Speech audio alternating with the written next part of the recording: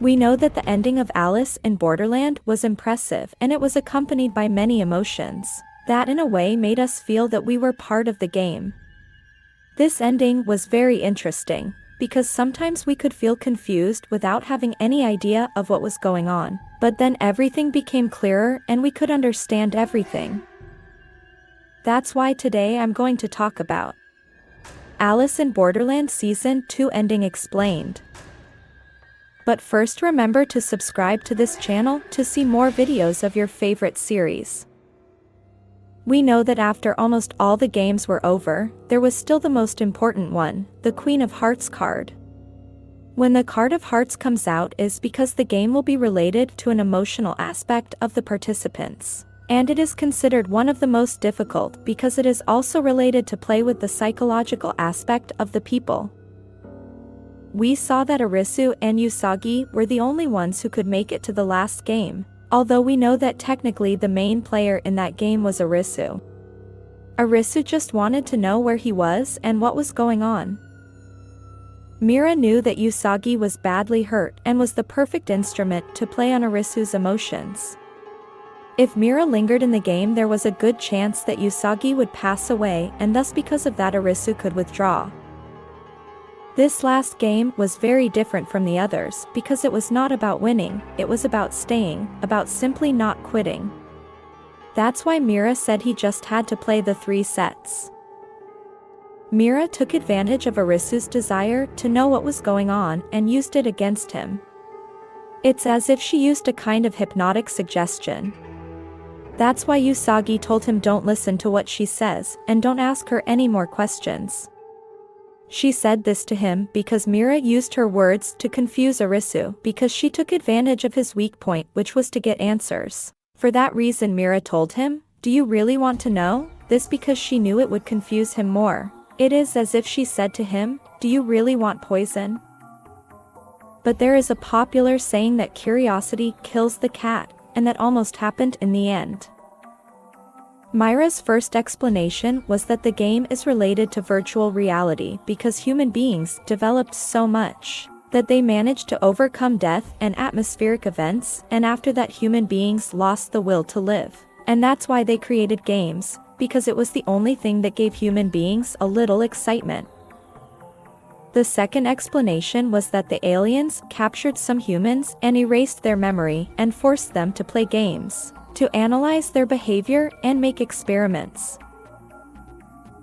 The third explanation was that there was a war and the world became uninhabitable for humans, and the elite created androids with artificial memories to make the games and see which unit survived. Those androids thought they were human beings, but they were controlled by aliens and were forced to play.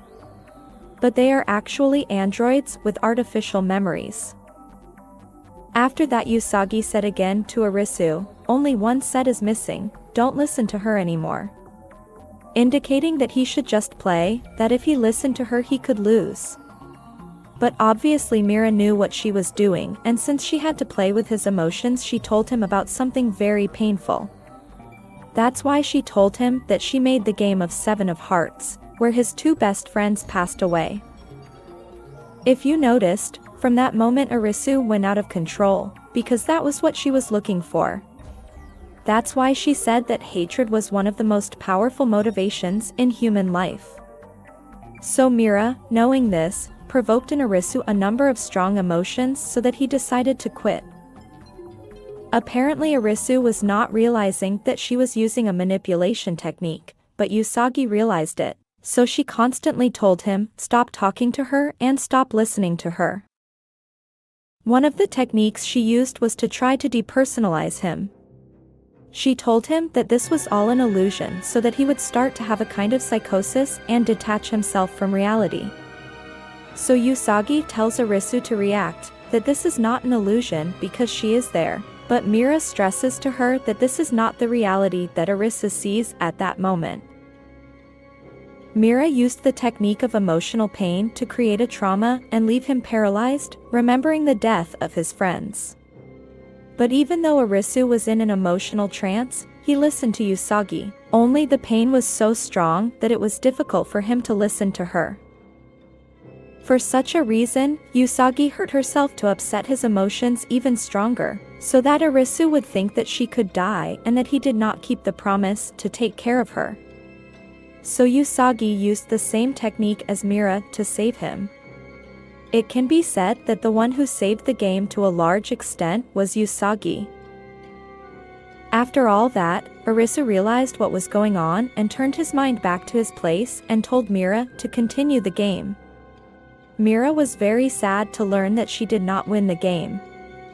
We all thought that this woman was completely evil, however we realized that she was part of the players, so she was also trying to survive.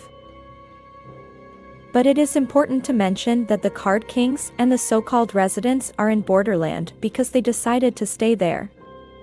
As you saw in the ending, if you are alive when they win the last game you can decide to stay or go back. So those who decide to go back become card leaders or residents. Mira most likely survived in the last game and decided to stay, or maybe she has been in Borderland for a long time too. But one of the things many wanted to understand was what the fireworks really meant.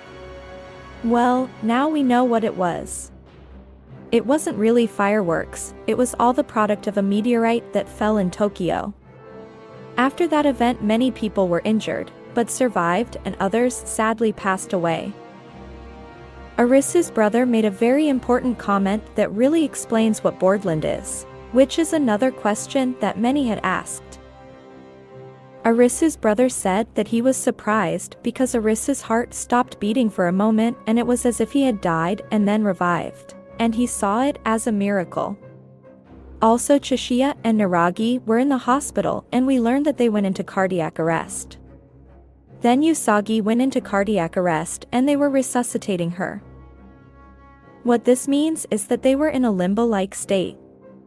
It's like a place where they are not really dead, but according to some beliefs, it's a waiting place where you decide whether you go to heaven or hell.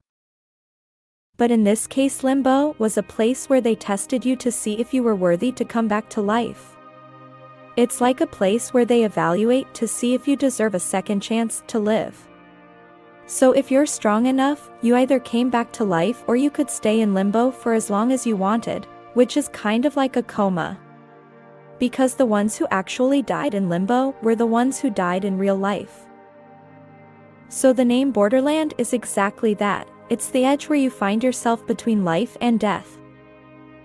Now what everyone is commenting on is the scene where all the cards were there and the wind blew them all away except for one. The only card that was not played or never showed up was the Joker card. So for this reason many are saying that the producers have intentions of making a third season.